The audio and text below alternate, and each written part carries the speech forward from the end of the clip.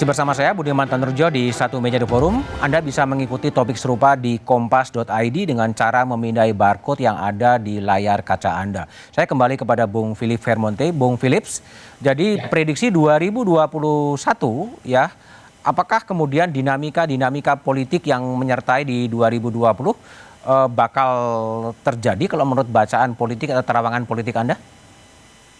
Uh, jadi begini, Mas Budiman, menurut saya satu hal yang kita sadari bahwa tahun 2024 itu kan tidak ada incumbent, karena Pak Jokowi secara konstitusional tidak bisa mencalonkan diri lagi. Sehingga tahun 2021 menjadi penting karena apa? Karena akan ada pembahasan undang-undang Politik. terkait dengan pemilu.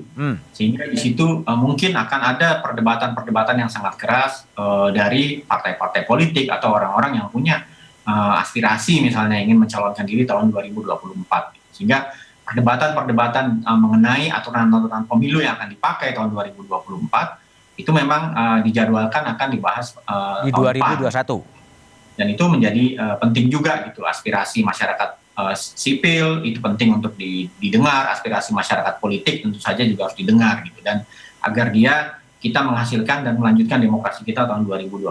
Nah, yang kedua, tadi Mas Budiman mengatakan bahwa pilkada tidak ada lagi, tetapi kan ada perbincangan-perbincangan di antara masyarakat politik kalau misalnya pilkada yang harusnya terjadi 2021, 22, 23 diselenggarakan tahun 2024 itu mungkin bagi partai politik mereka sedang mendiskusikan sepertinya akan sangat berat gitu kalau harus menyelenggarakan pilkada 2024, pilpres, pileg sekaligus, dan mungkin akan ada pembicaraan-pembicaraan in between antara tahun 2021 sampai 2024, mungkin ada satu kali pilkada gitu, dan kita belum tahu gitu perbincangan arahnya kemana, dan mungkin akan menyebabkan terjadi lagi misalnya mungkin saja ada pilkada entah 2022 atau 2023, tetapi hari ini kita belum tahu. Tapi kemungkinan itu ada, dan ini menurut saya juga harus diperhatikan.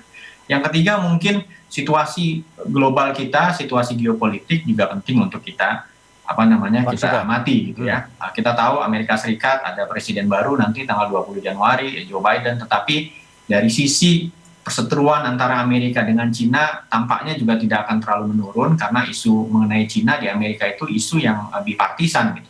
Amerika akan tetap sangat keras pada Cina gitu, dan reaksi Cina kita belum tahu gitu. Mungkin Joe Biden ada nuansa yang berbeda dari Presiden Trump hari ini, tetapi ketegangan antara Amerika Serikat dengan Cina, mungkin perang dagangnya atau mungkin geopolitik misalnya di Laut Cina Selatan, mungkin tetap levelnya akan seperti sekarang atau naik, kita harapkan akan turun, tetapi itu adalah faktor-faktor yang masih juga mungkin ada impact-nya buat kita gitu di Indonesia. Karena apa? Karena soal macam-macam tadi Bu Sinta bilang, soal investasi mungkin dari Cina, dari Amerika, atau mungkin dari tempat-tempat lain gitu. Sehingga ada faktor domestik yang penting untuk kita perhatikan, walaupun tidak ada kompetisi semacam pilkada yang terjadi tahun 2021, tetapi ada proses politik yang akan terjadi tahun 2021 gitu terkait dengan aturan-aturan kepemiluan. Jadi kalau dikaitkan dengan 2021 tampaknya tidak terlalu ada ketegangan-ketegangan politik yang bisa mengganggu stabilitas gitu, Bung Philip, di 2021?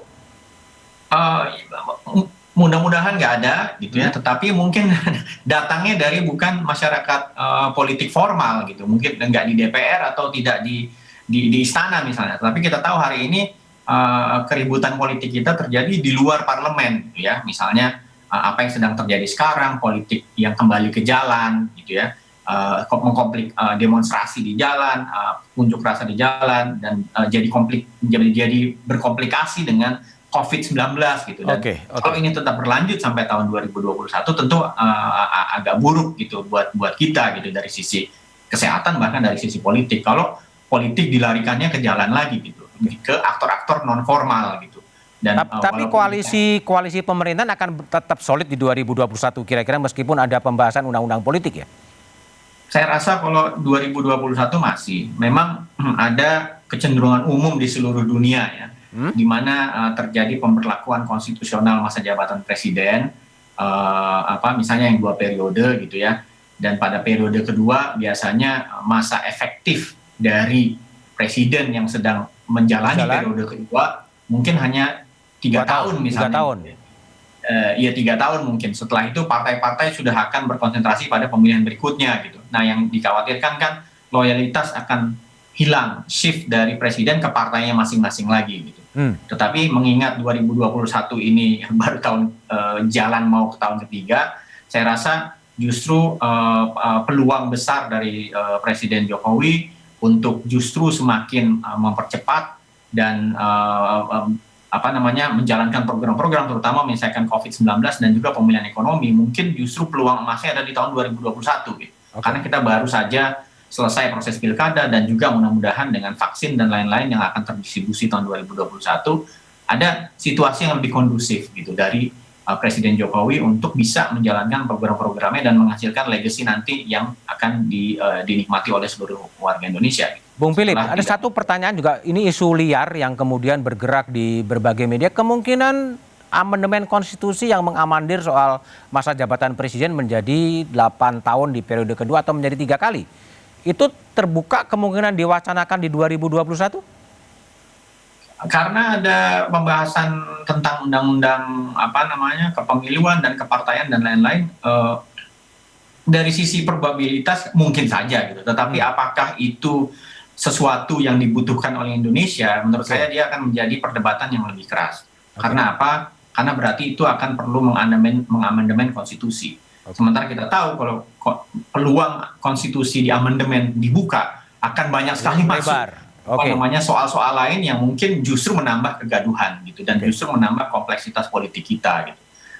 Kita sudah belajar misalnya dari Omnibus Law yang semua hal bisa masuk dan kemudian reaksinya jadi agak menyulitkan dari tujuan utamanya gitu tentang penciptaan tenaga kerja dan investasi. Oke, kembali ke Bu Sinta.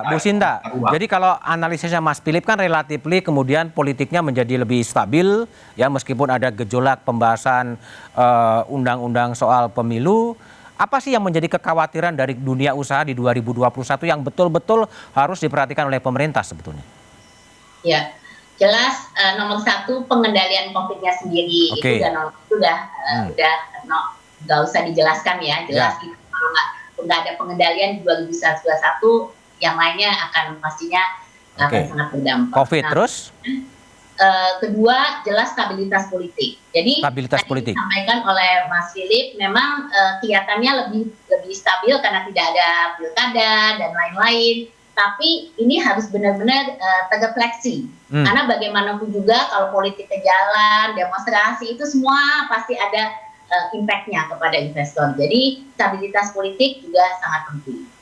Yang ketiga adalah kalau kita lihat dari pemulihan ekonomi di 2021, kita juga mesti melihat kami masih sangat membutuhkan stimulus yang harus diberikan oleh pemerintah. Nah, makanya kami terus memberikan masukan bahwa ini jangan dikendorkan hanya karena kelihatan sudah mulai pulih gitu. Justru di 2021 pada saat kita mau genjot, ini kita harus punya insentif dan stimulus yang memadai.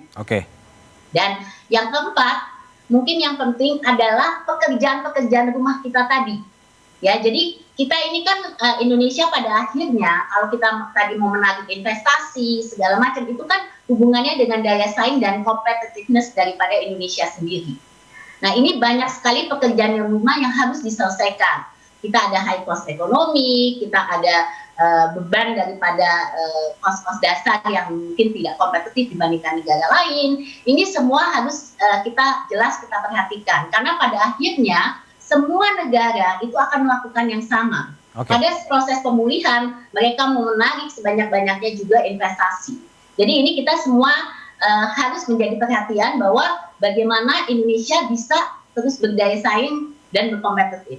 Dan ini yang pekerjaan rumah yang selama ini mungkin perlu kita pastikan ini untuk bisa diperbaiki. Ini menjadi kunci utama supaya kita bisa di 2021 ekonominya menjadi jauh lebih baik. Baik. Saya ke Bu Hera. Bu Hera, jadi Prof Hera, jadi kalau menurut prediksinya Mas Philip memang politiknya relatif lebih stabil dan kemudian harapannya ini bisa berdampak pada ekonomi.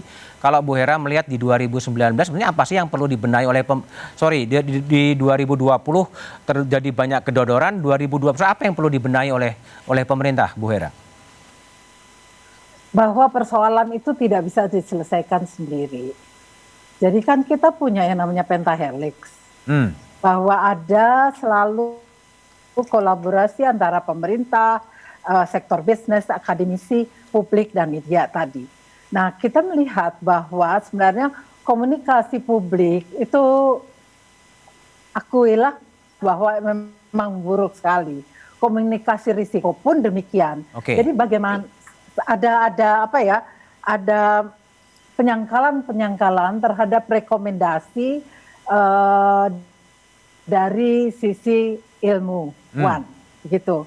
Nah, bagaimana kalau kita untuk tahun ke depan ini semuanya jadi tidak ada institusi pemerintah yang memberikan perbedaan narasi. Semua menjadi satu, menjadi kompak. Karena apa? Karena publik itu bingung sebenarnya. Publik bingung. Ya, betul. Masyarakat luas bingung karena adanya perbedaan-perbedaan ketentuan maupun informasi yang diberikan yang satu sama lain seringkali ikut berbeda-beda. Oke. Nah, saya pikir kita kan sekarang sudah mulai penanganannya itu alhamdulillah semua sudah mulai mengerti apa yang harus dilakukan. Berarti bahwa kita ke depannya justru memperbaiki yang kemarin-kemarin sudah salah semuanya gitu. Jadi satu PR-nya adalah pembenahan pada komunikasi publik ya, Bu Hera ya? Ya. Kalau Mas Radar punya catatan 2020 apa yang perlu dibenahin selain komunikasi publiknya pemerintah? Ya, saya kira harus juga diperhitungkan bahwa ada perubahan-perubahan yang sangat mendasar dalam perilaku masyarakat. Bagaimana perilaku masyarakat itu mengantisipasi atau merespon persoalan-persoalan baru dalam kehidupan kita. Itu sebenarnya tidak ada tolok ukurnya dan pemerintah kan tidak punya itu indikator-indikator yang menunjukkan ada perubahan atau tidak. Padahal sebenarnya dalam kenyataannya perubahan-perubahan itu terjadi. Bahkan secara keras itu. Ya, kalau misalnya mau dicari contohnya banyak sekali. Gitu. Jadi artinya ada persoalan-persoalan yang terpendam di bawah persoalan kesehatan, ekonomi yang selama ini menjadi topik utama.